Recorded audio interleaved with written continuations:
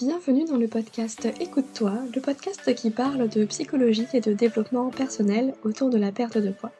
Je suis Aurélie Nussbaumer, psychologue et hypnothérapeute, fondatrice de l'académie Mincir Autrement, qui accompagne les femmes à faire la paix avec la nourriture et leur corps grâce à la psychoneuronutrition, mais également à lever les blocages psychologiques pour maigrir définitivement.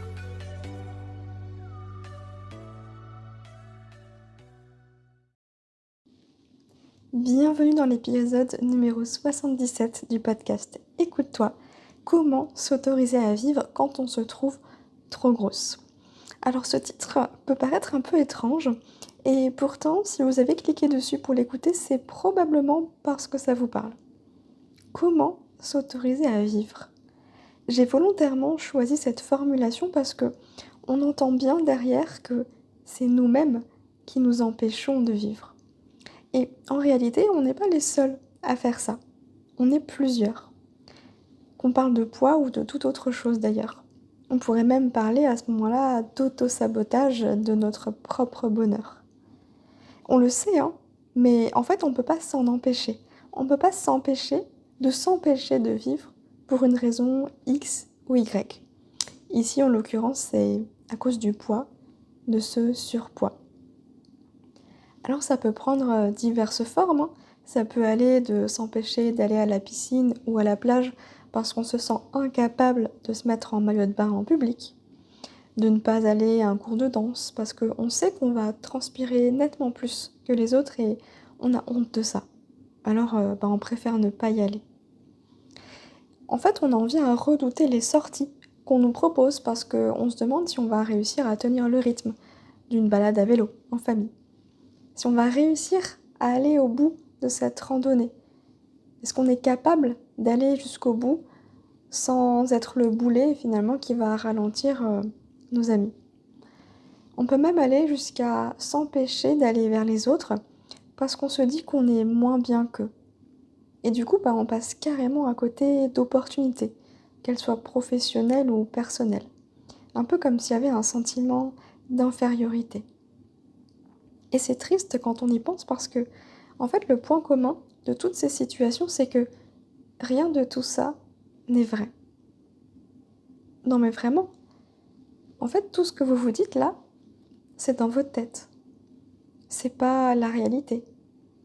Et d'ailleurs, vous pouvez même pas savoir si c'est la réalité parce que vous restez coincé dans le scénario que vous vous faites dans votre tête.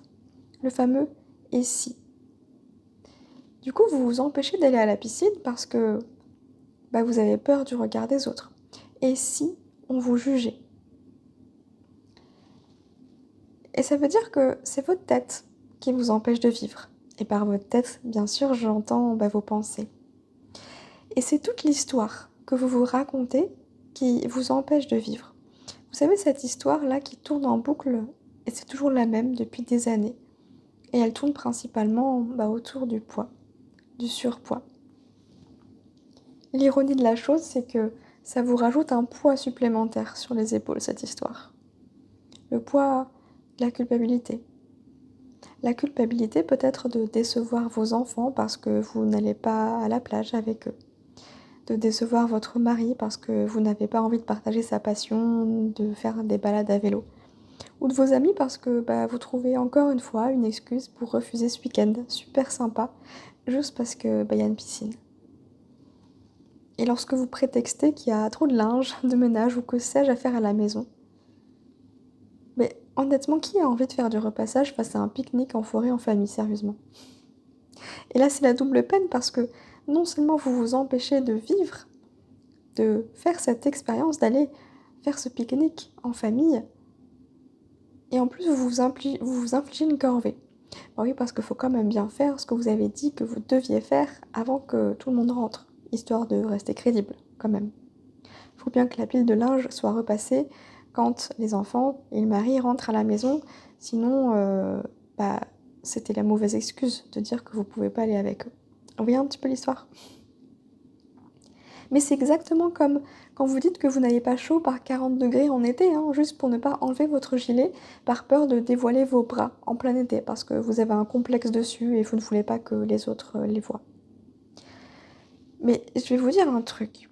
En fait, mais tout le monde s'en fiche. Tout le monde s'en fiche de vos complexes. Tout le monde s'en fiche de votre corps. Tout le monde s'en fiche de votre surpoids. Non pas parce que les gens ne vous aiment pas, bien au contraire. C'est juste parce qu'en fait, tout le monde est focalisé sur leurs problèmes, sur sa petite personne. Et ceux qui ne sont pas en surpoids, ils ont d'autres problèmes et d'autres raisons de s'empêcher de vivre, hein. Tout ça à cause de cette même voix dans notre tête qui nous raconte des histoires. Mais pas n'importe quelle histoire. C'est des histoires un peu du style, vous savez, le film Le jour d'après, la fin du monde, tout ça, tout ça. Toujours en mode et si. Parce que derrière un et si, en général, c'est toujours le pire qu'on imagine, jamais le meilleur. Ok, mais alors, comment s'autoriser à vivre quand on se trouve trop grosse? Eh bien, vous connaissez la méthode des petits pas?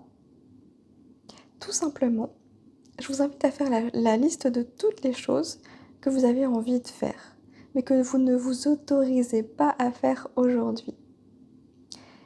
Et dans cette liste, il y aura forcément des choses qui seront plus faciles à mettre en place que d'autres. Commencez par celle qui vous semble la plus facile.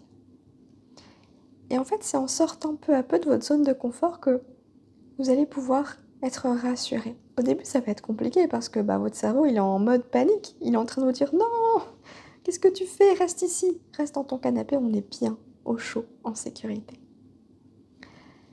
Mais en sortant de votre zone de confort peu à peu, votre cerveau, il va se confronter à la réalité.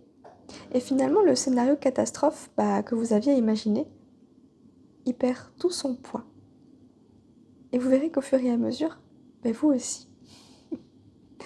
En fait, c'est pas en attendant de maigrir que vous pourrez enfin vivre.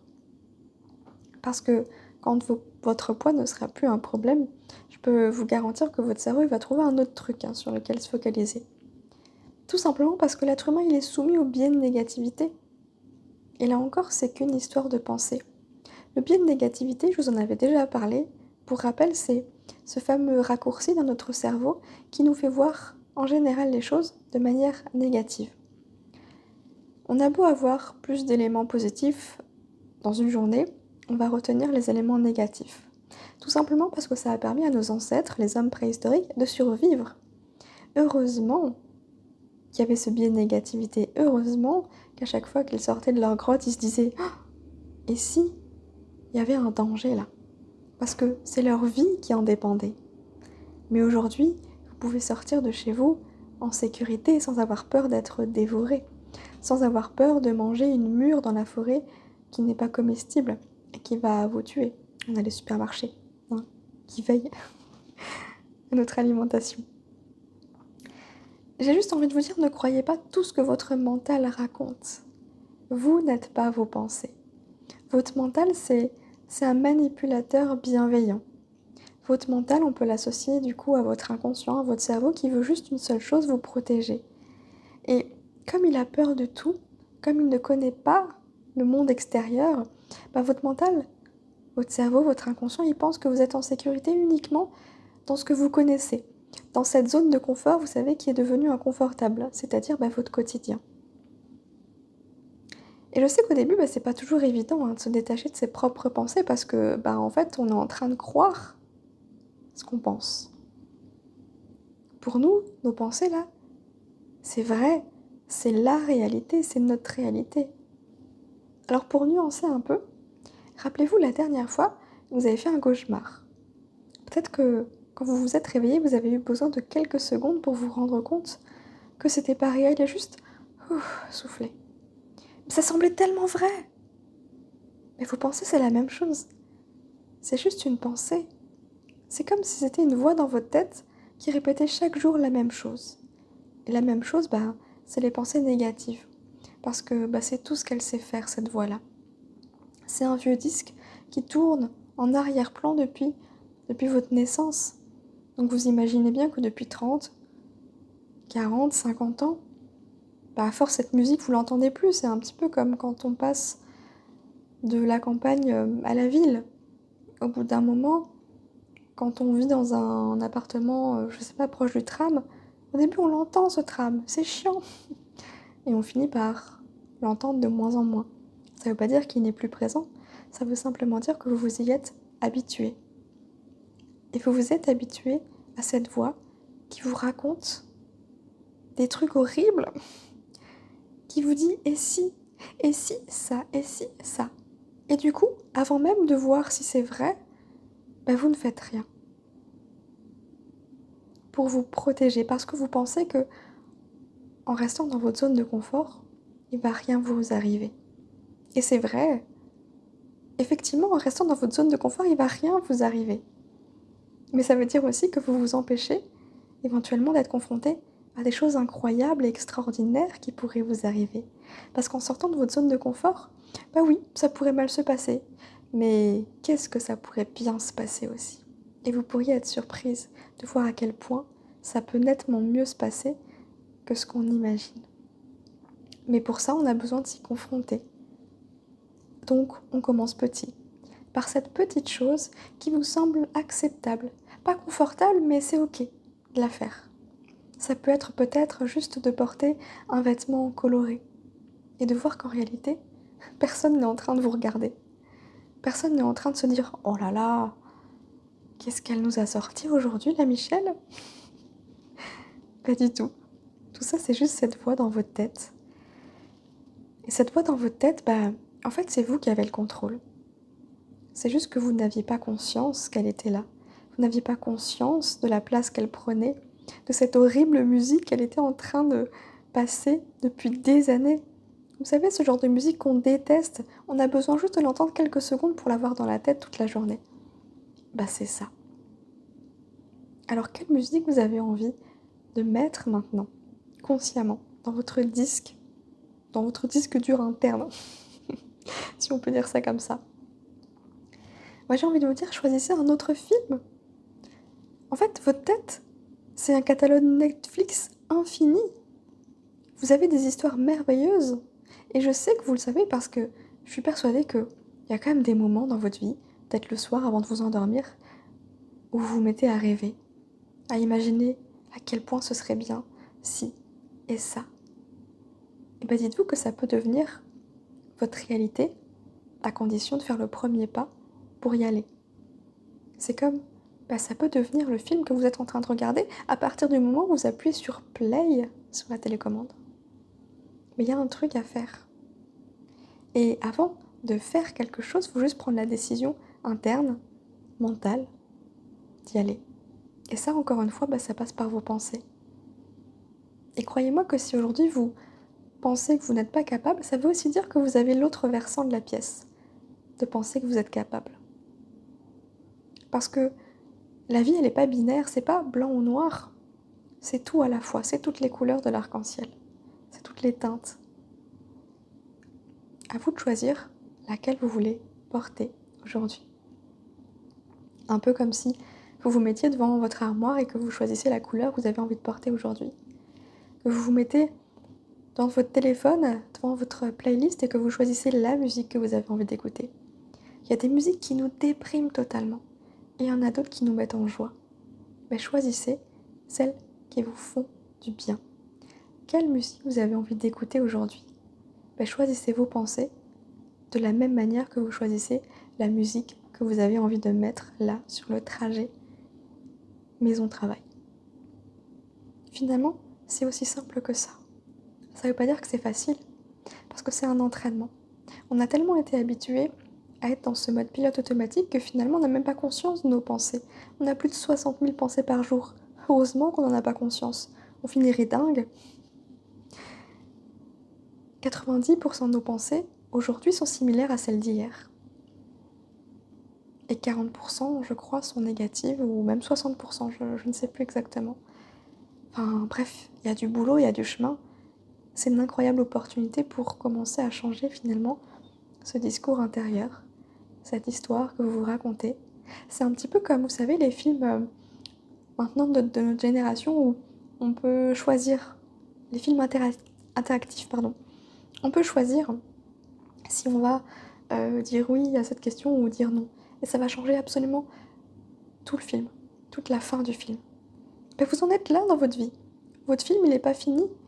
Prenez la télécommande et choisissez maintenant autre chose. Prenez une décision que vous n'aviez pas l'habitude de prendre. Et vous allez voir que vous pouvez changer totalement le déroulé du film et la fin du film aussi, bien entendu. J'espère que cet épisode vous aura éclairé. Comme d'habitude, n'hésitez pas à mettre une note sur cet épisode, à venir me dire sur Instagram ce que vous en avez pensé.